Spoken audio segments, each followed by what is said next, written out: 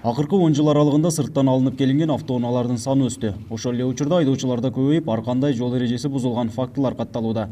Жол кырсыктарынын алдын алуу жана мыйзам бузган унаа ээлерине карата Куртой аталышындагы рейд уюштурулду.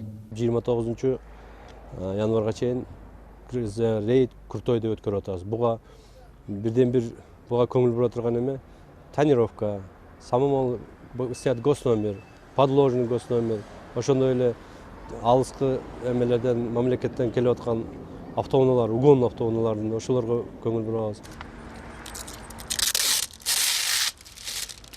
Баткен шаарында өткөрүлүп жаткан рейдтин жүрүшүндө унааларынын алдыңкы айнектерин караңгылатып алган айдоочуларга чара колдонулуп, айып пул салынды. Мындан сырткары МАИ кызматкерлеринин кылтагына айдоочулук күбөлүгү жоктор да илинип, унаалары айып аянтчасына киргизилди.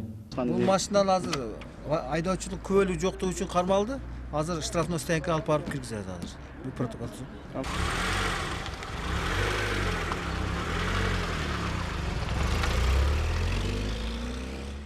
Бүгүнкү күндө ГАИ кызматкерлери ушул рейдти уюштурган эң туура деп ойлойбуз.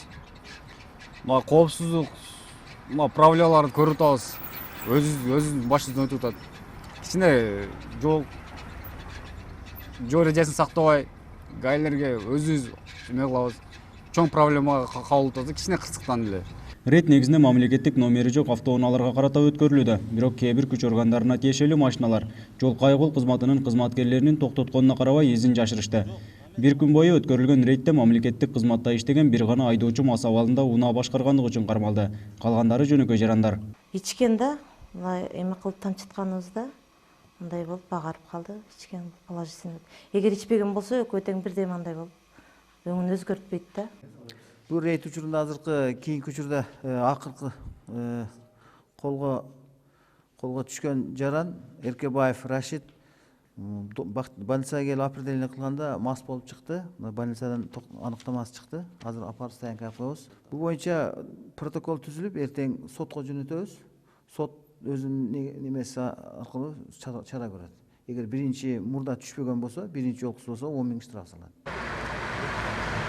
21-нен 29 январга чейин өткөрүлүп жаткан рейд жол кырсыктарынын алдын алуу максатын көздөйт. Былтыркы жылы жол эрежесин бузган айдоочулардын айынан 280 жол кырсыгы катталган болсо, андан 400дөн ашык адам денесинен ар түрдүү жарат алышкан. Ал эми 54 киши каза болгон. Нургазы Жайнаков, Жыргал Абдижалил уулу, Ынтымак, Баткен шаары.